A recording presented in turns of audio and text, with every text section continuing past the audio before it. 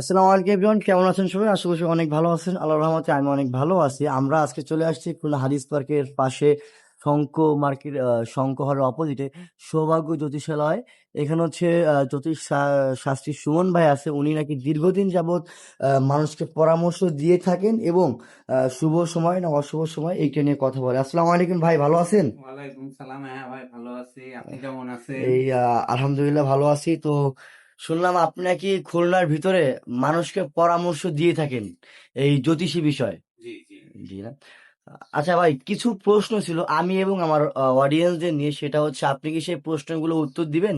অবশ্যই, আমি তো প্রশ্নের উত্তর দেওয়ার জন্যই বসে আছি, হুম। বলেন আপনি। আচ্ছা, প্রথম যে প্রশ্নটা সেটা হচ্ছে কি, জ্যোতিষী মানে কি ভাই, যদি একটু ক্লিয়ারলি বলতেন আমাদের। দেখেন, জ্যোতিষী মানে হলো জ্ঞান, এবং জ্যোতিষী মানে হলো সায়েন্স এবং মনোবিজ্ঞান।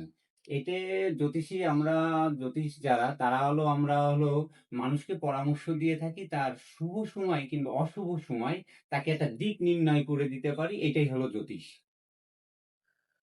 অসংখ্য ধন্যবাদ, আপনি এই প্রশ্ন উত্তরটা দিলেন। আর দ্বিতীয় হচ্ছে আরেকটা প্রশ্ন, সেটা হচ্ছে যে আপনি জানেন যে সেটা হলো বর্তমানে বিশ্বের যে অবস্থা, মানে আমাদের বাংলাদেশেরও যে একটা অবস্থা, সারা বাংলাদেশে বা সারা বিশ্বে এই তেল খনিজের যে একটা সমস্যা, সারা বিশ্বে আমরা এটা ফেস করতেছি।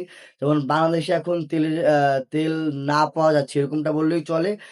যেমন মার্কেটে হচ্ছে আপনার প্রায় সন্ধ্যার সময় বন্ধ করে একটা অর্ডার চলে আসছে।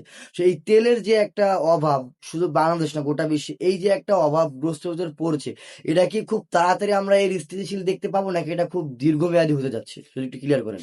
দেখেন, 19 সাল থেকে গ্রহ নক্ষত্রের একটা কালের পরিবর্তন চলতেছে, যেটা 29 সালে শেষ হবে। 29 সালের জানুয়ারির মাস পড়বে, তারপর থেকে ডিভাইডে সারা পৃথিবীর পজিশনটা ভালো দিকে যাবে।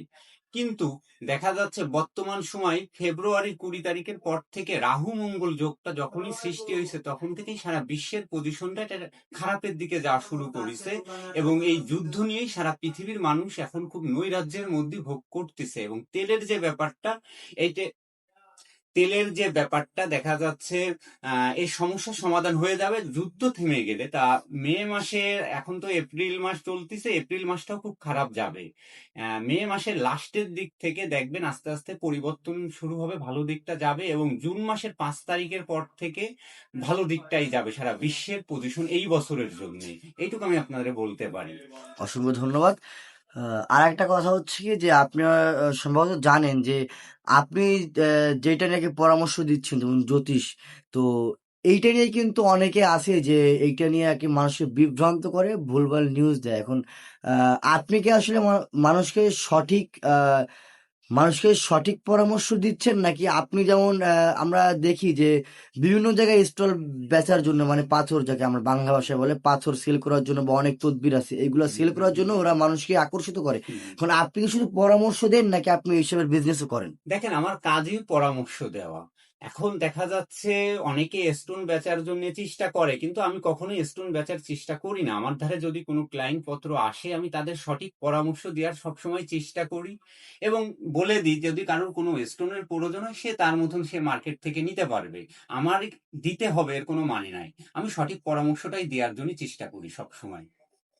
তবে অসংখ্য ধন্যবাদ আমাদের অডিয়েন্সদের উদ্দেশ্যে আপনি একটু মূল্যবান দুইটা প্রশ্ন উত্তর দিলেন। তো আশা করি আচ্ছা, আপনি খুলনায় কত বছর যাবত আছেন এইখানে, যদি ক্লিয়ার করতেন। দেখেন, আমার জন্ম খুলনায়। আর দ্বিতীয়ত, আমাদের পূর্বপুরুষ থেকে এই জ্যোতিষী বিদ্যার সাথে আমরা জড়িত, এবং আমি আজ 25 বছর ধরে এই জ্যোতিষী বিদ্যার সাথে জড়িত, এবং এই জ্যোতিষী বিদ্যায় আমি করে যাচ্ছি। আচ্ছা, আমরা কি আপনাকে হাদিস পার্কের এই মানে শঙ্খ হলের বিপরীতে এইখানে আসলে কি আমরা আপনাকে সবসময় পাবো? অবশ্যই, আমি সবসময় এখানে বসি, এটাই আমার চেম্বার। যে কোনো সময় আপনি আসতে পারেন, সমস্যা নাই। রিং আচ্ছা, দিয়ে আসলে সবচেয়ে ভালো হয়। এই অফিসটার বয়স কেমন? এই অফিসটার বর্তমান বয়স হলো 6 বছর চলতেছে। আর এর আগে আমার অন্যখানে অফিস ছিল, নিউ মার্কেটে। ওখানে আমার আরো 8 বছর অফিস করে, এই করোনার পর থেকে আমি এখানেই অফিসটা নিয়ে 6 বছর চালাচ্ছি। যাক, অসংখ্য ধন্যবাদ আমাদের উদ্দেশ্যে এতগুলো কথা বলার জন্য। আপনার মূল্যবান সময় হয়তো আমরা নষ্ট করলাম। যাক, ক্ষমা দৃষ্টিতে দেখবেন, ভালো থাকবেন।